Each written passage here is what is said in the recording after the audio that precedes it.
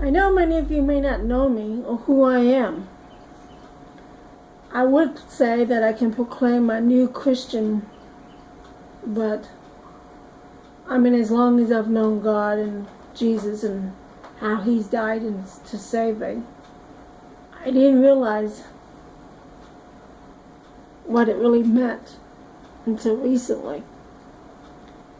And sadly, it took the death of my son to realize all this. I'm not saying that my son's death saved me. Maybe it did. Because before his death, my life began to change.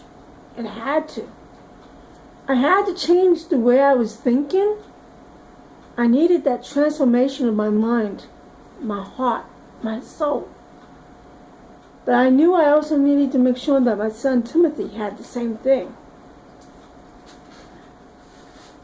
I grew up as a Christian in the Seventh-day Adventist home.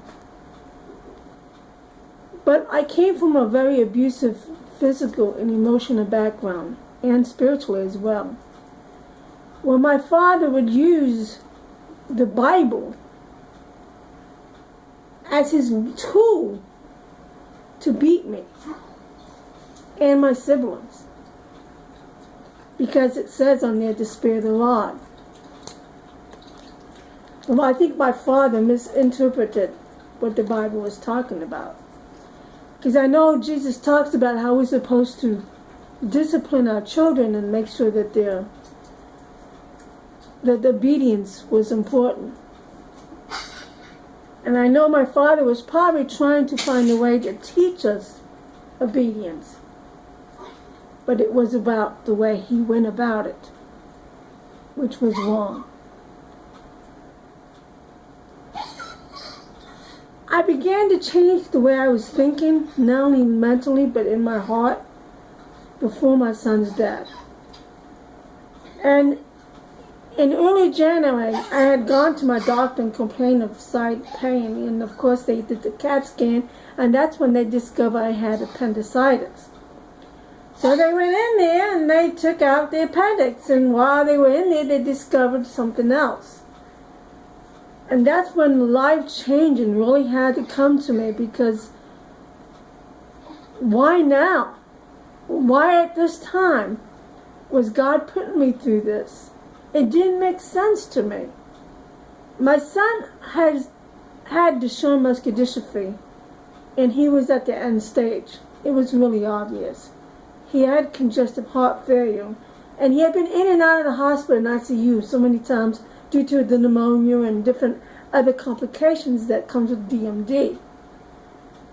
But of all times, why now was I diagnosed with this cancer that they found in the appendix? So I was having appendicitis, but not quite appendicitis. It was God's way of telling me something else was going on. And then through that, funny as it could be, they went and took out part of my colon. And that really changed things, because, oh my Lord, things really changed fast. And that wasn't just because of the pain I had to deal with, but because I had to deal with an open wound. And folks, I'm telling you, it was like looking at Grand Canyon. Not only was the wound wide, but it was deep. And I had to, because they had cut the colon, they had to keep the wound open. And it was not the happiest or the sweetest experience.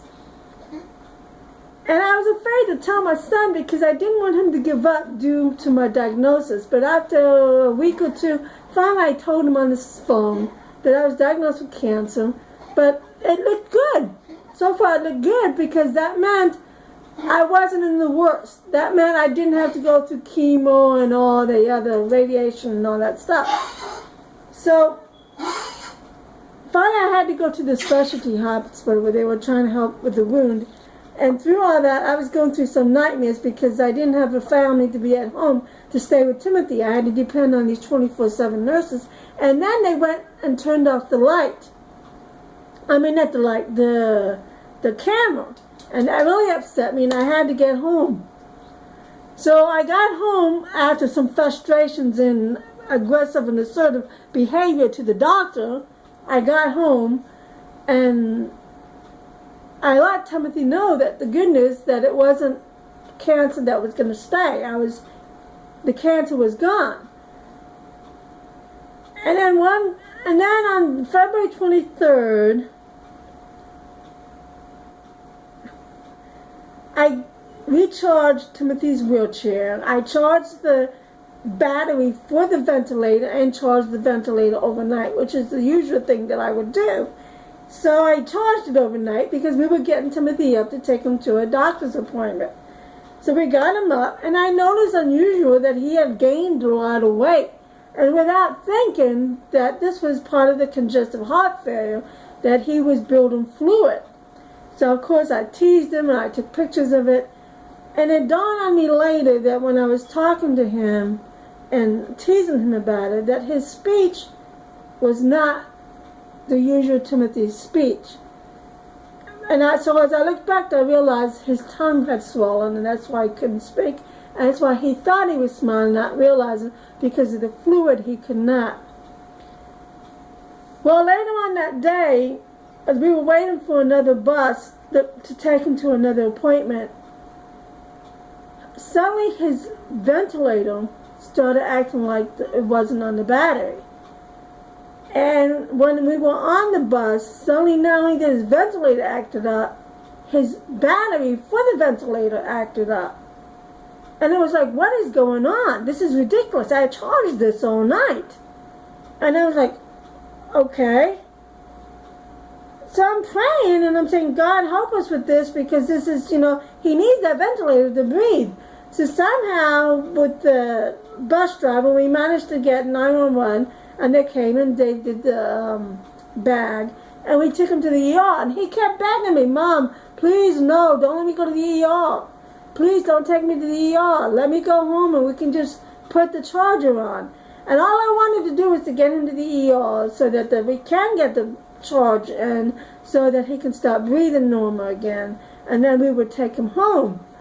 But as life would have it, things would really rapidly change. And they decided to do X-ray. And that's when they found something in his lung. As usual, we thought it was the pneumonia. They later did the CAT scan and they found he had the pneumonia. Of course, they admitted him.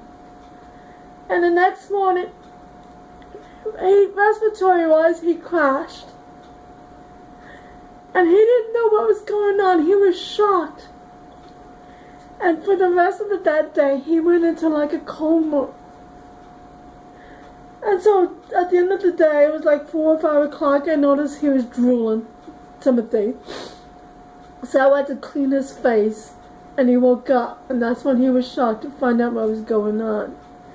And for the rest of that week, his blood pressure would drop, his respiration would drop. It was like this up and down thing. His body began to blow up, and they kept giving me the idea that he was having an allergy from one of his medications, and I thought that's why he was swelling. Nobody would tell me that he had sepsis, and sepsis is usually an infection or a bacteria, and because he previously had MRSA, it didn't help. And because he had ended up with double pneumonia, the sepsis, his heart just could not pump all that fluid they were putting in him. And throughout the week, he and I would watch movies together and talk to each other, and he would give me signs because he was losing his voice due to the swelling. And he was saying he couldn't breathe, and then he eventually told me he couldn't hear, and it just, that night I finally told him, and I said, Timothy, the doctors don't think you're going to make it. And thankfully the pastor came with some of the elders, and they came and prayed with him and anointed him. And I made sure with him that he was okay with this. That I explained to him that he was going to go into a deep sleep, and then when he woke up, the first thing that he would see would be Jesus' face. And I wanted him to make sure he was at peace with God